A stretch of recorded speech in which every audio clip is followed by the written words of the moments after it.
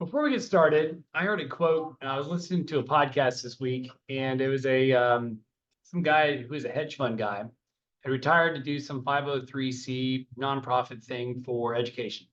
And so the interview, Ed Milet, it was an Ed Milet podcast. So Ed asked the guy, he's like, "Well, hey, you're a hedge fund, so you must be pretty, financially well off." And the guy goes, "Well, not as much as you'd think." He goes, "Truth be told, I quit the hedge fund industry or business before I got too rich." And he goes, I'm fine, but I'm not what you'd think from a hedge fund guy." And he goes, "But I have something that like the rest of the billionaires don't. I have enough." And I was like, whoa. And again, I don't know, maybe it's not as impactful to you, but for me, it was a really good quote. Like, I have enough. And it's another way of just saying gratitude, you know, enjoy what you have, not what you want, right? Just be complacent, be happy, be not complacent, but content for what you have, and certainly strive for more. But I just thought that was really cool, and I thought that was worth sharing. So let's get into this week, guys. Next week's July 4th, last full week of June here. My goodness, where does the time go? Um, Rates, they're supposedly better. It's still just kind of moving sideways. You guys can see that we were in a locking bias last week, paid off. Rates are a little higher. Remember, guys, down is bad. You can see where we're at now. All these little squiggly lines become floors of support. So hopefully we will hold this. And the good news is we're getting some help this week with some Fed members kind of saying like, hey, things may not be as good as they seem. And then this data, apparently the jobs for a very long time, which we've been saying on this every month when the job data comes out, we just didn't believe it. And just look at the bottom number. In essence, the BLS, Bureau of Labor and Statistics, have basically been saying that there's on average about 94,000 jobs not created that they said that were. So remember, guys, this isn't just like, oh, we revise it. They had a chance to revise it even before this. So from the initial number to what the final revision is, they were off by 100,000 jobs a month. So imagine what the rhetoric could have, would have, should have been from the Fed saying, oh, things aren't as great. Like, who knows where rates would be, but just what a joke. That's all I'm saying. So the good news is hopefully this data is starting to come to light. It doesn't move the markets now, like doing the revisions for 6 months ago doesn't matter. But maybe this is what we need to get the Fed to start understanding that maybe things aren't as rosy as it all seems. I thought this was interesting, guys, back in 2021, Q1 of 2021. So 3 years ago, 97% of all mortgage banking companies were profitable. I don't know why it wasn't 100%. If you're in the mortgage business, things were good, rates were low. But I thought, what a contrast. You guys can even look that Q1 of 2023, only a third of the companies. Q4, only 29%. So we're half an industry, half of them are profitable, half of them are not. And those profits, they're not record breaking. I'm not sharing this with you outside of just I thought it was interesting and thought I'd share. I don't want you to say, woe is us, but we had a good run and it is what it is right now. 7 of the 20 metro areas, the big ones, apparently for 2022. So I know it's 2024, guys, but compared to the 2022 numbers, when things were really good, 7 of the cities, Dallas included, number 6, has lost about 3% of value compared to those super big peaks. I don't know that I see that or feel it, but the reality is I know some of these markets do. Seattle, I bet you would say like, man, it's down beyond the 6%. San Francisco, maybe the same, but Dallas, Fort Worth, I know there's pockets that are doing really well.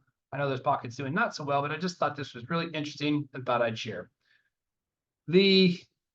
Apparently May was the worst month, according to Redfin, was the worst month for home sales ever recorded by Redfin. Now, by the way, Redfin is not a forever company, but they basically have said in the last recent memory of going back to even through 2020, there's fewer sales from when we were in COVID lockdown, supposedly. Fewer sales, down from like 1.7% month over month.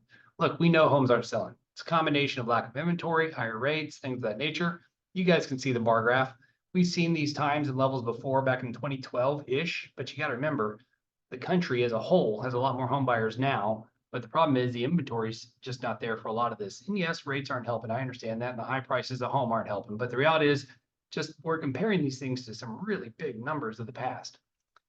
Construction boom. This is another reason why home prices are quote unquote down, not down, sorry, the inventory's down, is that big institutions are coming in and buying up neighborhoods before they're even built. So build for rent, like some companies are doing it, some home builders are doing it, some institutions, but they're literally building neighborhoods that are just going to be rental incomes. I have my own personal thoughts. I just think, I don't know. I think you need homeowners in there that have a little more pride. I think there needs to be a mix, but we will see what the future brings for these homes. This article, I'm only bringing it up because it's in the last 24 hours. It's like mortgage giant. Look, it's Freddie Mac. Fannie Mae, Freddie Mac. I don't love it. I don't think they should be doing it either. I kind of agree with the article. But Biden has basically said they've approved Freddie Mac to start doing second lien mortgages. The thought is because people don't want to refinance their first lien at 3 and 4%, they can go get a second lien to do something if they need like home improvement or cash out or something like that. I don't love it. I think that should be left to local bank, local, institutions, but that's just me. We'll see how it plays out. Now to fun stuff. The U.S. debt is nearly $1 million per American. And that includes like my 10-year-old and 14-year-old kid. That's a lot of freaking money, $34 trillion. Tonight is the debate between Joe and Mr. Trump, so President Trump and President Biden. So we'll see how that goes. I've got my popcorn ready for that. But on a good news, over $31 trillion apparently is going to be the greatest transfer of wealth from baby boomers passing on and giving it to their Gen X, which I'm a Gen X. So $31 trillion is going to be passed on in the next couple of decades as wealth gets transferred from one generation to another. That's a big freaking number. You guys can look at the little map down below. It shows you where it is. And why is the 31 trillion so much? Look at the power of dividends and compounding interest. If you invest in the S&P, this chart is showing you the difference if you reinvest the dividends versus if you don't. If you do reinvest the dividends, if you go, there's a little button you click, DRIP. I think it's like dividend reinvestment program.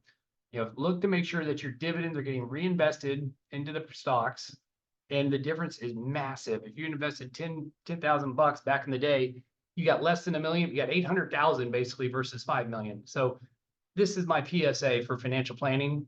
Reinvest your dividends, buy the S&P, make sure you're investing in your 401k, retirement, stock market. And then now some fun with maps. Texas, really big, but when you put it in the middle of Africa, it looks really small. I just thought that was interesting. Here's another one, the land use. Look how much cow, the big yellow, pasture and range.